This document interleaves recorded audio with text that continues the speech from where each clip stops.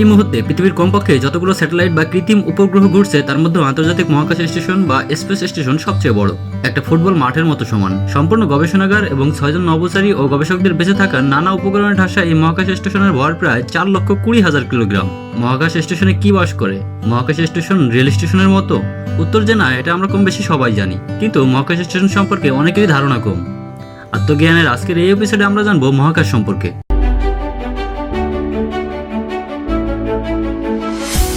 আত্মজ্ঞান। মহাকাশ স্টেশন হচ্ছে বিশাল একটা স্পেসক্রাফট, এক ধরনের মহাকাশযান। এই স্পেসক্রাফটটাও তাদের মতো পৃথিবীকে কেন্দ্র করে আবর্তন করে চলেছে। এটাকে মহাকাশচারীদের বাড়িও বলা যায়। এই স্পেস স্টেশনে একটা সায়েন্স ল্যাব আছে। এই স্পেস স্টেশন কিন্তু শুধু নাসা একা না, আরো অনেকগুলো দেশ যেমন আমেরিকা, রাশিয়া, জাপান, ইউরোপীয় ইউনিয়ন এবং কানাডা মিলে তৈরি করেছে। বিভিন্ন দেশের মহাকাশচারীরা বিভিন্ন সময় পৃথিবী থেকে স্পেসে মহাকাশযানের বিভিন্ন অংশ, যন্ত্রাংশ নিয়ে যায় এবং সংযুক্ত করে। মহাকাশ স্টেশন পৃথিবী থেকে প্রায় 250 মাইল উপরে অবস্থিত। নাসা মহাকাশে কিভাবে বসবাস করা যায় এবং কাজ করা যায় সেটা জানার চেষ্টা করে। এইসব শিক্ষা নাসাকে মহাকাশ আবিষ্কারে সহায়তা করে। 1998 সালে সর্বপ্রথম মহাকাশ স্টেশনের প্রথম অংশ রাশিয়ার একটা রকেটের মাধ্যমে মহাকাশে প্রেরণ করা হয়। এরপরে মহাকাশ স্টেশনের অনেক যন্ত্রাংশই এর সাথে সংযুক্ত করা হয়েছে। এর 2 বছর পরই মহাকাশ স্টেশনে মানুষের থাকার উপযোগী হয়ে ওঠে।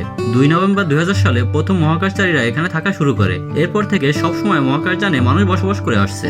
মহাকাশ স্টেশনের ভিতরটা 5টা বেডরুমের একটা বাড়ির মতোই বড়। এর ভিতর 2টা বাথরুম, একটা জিমনেশিয়াম এবং একটা বড় জানালা রয়েছে। এখানে 6 জন মহাকাশচারী একসাথে থাকতে পারে। এর ওজন প্রায় 1 মিলিয়ন পাউন্ডের মতো। পুরো মহাকাশযানটা একটা ফুটবল মাঠকে ঢেকে ফেলতে পারে। মহাকাশ স্টেশনের বিভিন্ন অংশ মহাকাশ স্টেশনের অনেক অংশের সমন্বয়ে গঠিত। মহাকাশ স্টেশনের এক একটা অংশকে বলা হয় মডিউল। প্রথম মডিউলে মহাকাশচারীরা বসবাস করে। এখানে একটা সায়েন্স ল্যাবও আছে, যেখানে মহাকাশচারীরা গবেষণা করে। এই মডিউলগুলো সবগুলো অংশ একে অপরের সাথে সংযুক্ত। মহাকাশে একটা অংশ ব্যবহার করা হয় সৌরশক্তির জন্য। এখানে সূর্য থেকে আসা আলোক রশ্মি সংগ্রহ করা হয়। সংগ্রহিত সূর্যের আলোকে এখানে বৈদ্যুতিক শক্তিতে রূপান্তরিত করা হয়। আমাদের বসতবাড়িতে দরজার মতো মহাকাশযানেও এয়ার লক্স আছে। নভোচারীরা স্পেস ওয়াকের সময় এই এয়ার লক্স গুলো ব্যবহার করে।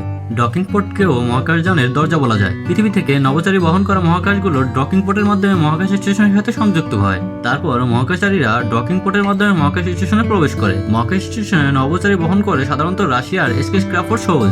স্পেস স্টেশনের মাধ্যমে মানুষ মহাকাশে পৃথিবীকে কেন্দ্র করে কৃত্রিম কক্ষপথ তৈরি করে থাকতে পারছে।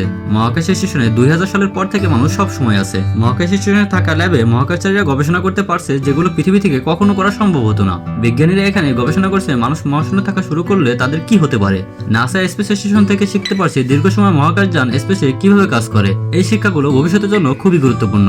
নাসা মানুষকে মহাকাশে আরো গভীরে প্রেরণ করতে চায়, সেজন্য মহাকাশ স্টেশনকে বলা যায় অন্যতম প্রধান পদক্ষেপ। নাসা মহাকাশ স্টেশন থেকে শিক্ষা নিয়ে ভবিষ্যতে মহাশূন্য আরো দূরে পাঠানোর জন্য নভোচারীদের তৈরি করতে পারবে। তো প্রিয় দর্শক, আমাদের ভিডিওটি যদি আপনাদের ভালো লাগে থাকে তাহলে সাবস্ক্রাইব করে পাশে থাকা বেল আইকনটি অন করে রাখুন, যেন পরবর্তী ভিডিও নোটিফিকেশন সবার আগে পেতে পারেন। দেখা হবে পরবর্তী কোনো ভিডিওতে। সে পর্যন্ত সবাই ভালো থাকুন। আল্লাহ হাফেজ।